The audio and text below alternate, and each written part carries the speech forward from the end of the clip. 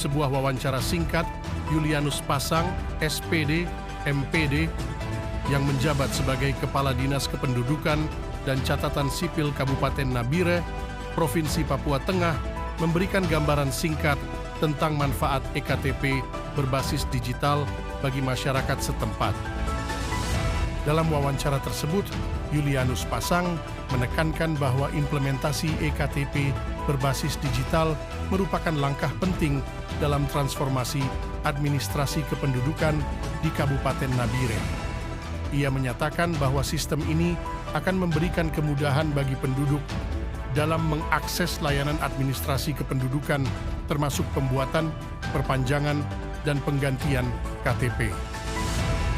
Selain itu, Julianus Pasang juga menyoroti beberapa manfaat utama dari adopsi EKTP berbasis digital, termasuk peningkatan efisiensi dan akurasi dalam pengelolaan data kependudukan, serta pemantauan yang lebih baik terhadap penduduk yang berhak mendapatkan layanan publik.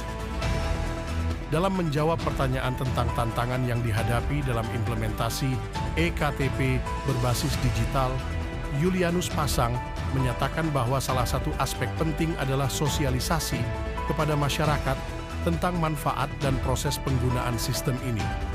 Namun demikian, ia optimis bahwa dengan dukungan dari berbagai pihak, Kabupaten Nabire akan berhasil mengatasi tantangan tersebut dan mewujudkan visi pemerintah untuk memberikan layanan publik yang berkualitas dan terjangkau bagi seluruh penduduknya. Wawancara singkat ini memberikan gambaran yang jelas tentang komitmen Julianus Pasang dan Dinas Kependudukan dan Catatan Sipil Nabire dalam menerapkan teknologi digital untuk meningkatkan layanan administrasi kependudukan dan memajukan kesejahteraan masyarakat di wilayah tersebut.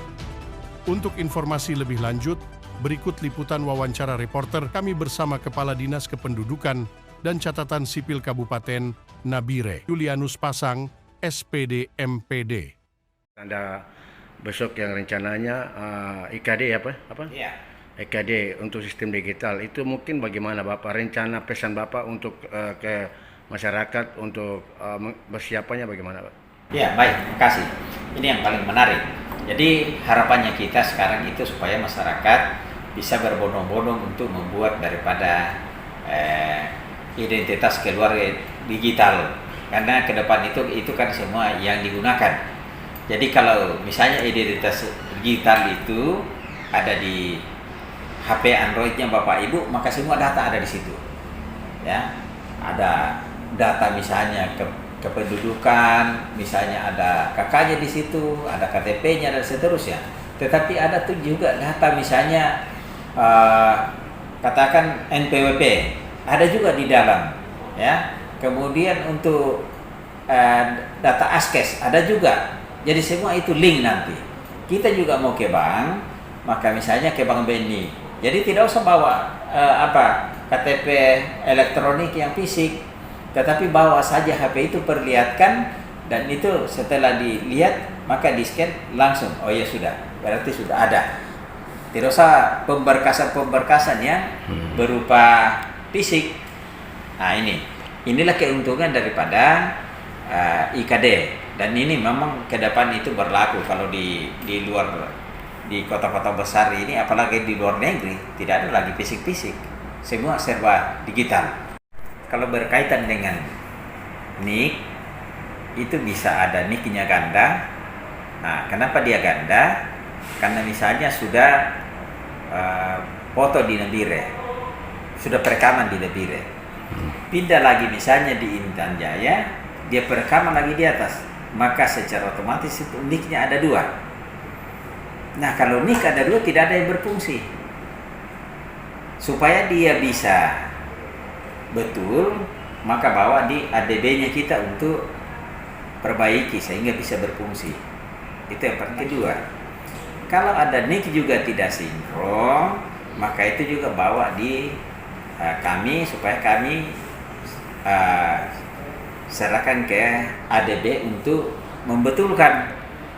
Nah, semua itu bisa betul, kecuali yang ada di masih penduduk misalnya di daerah lain, katakan Logiyai, DIY atau Intan Jaya atau Paniai, kalau salah niknya atau apanya, kami tidak punya kewenangan untuk memperbaiki.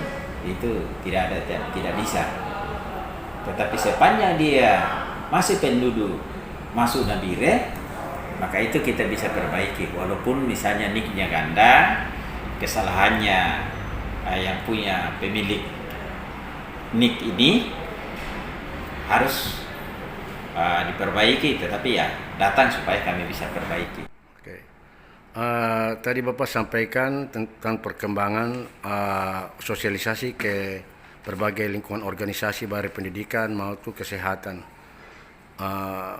Itu dia punya persentase untuk persiapan menggunakan sistem digital itu.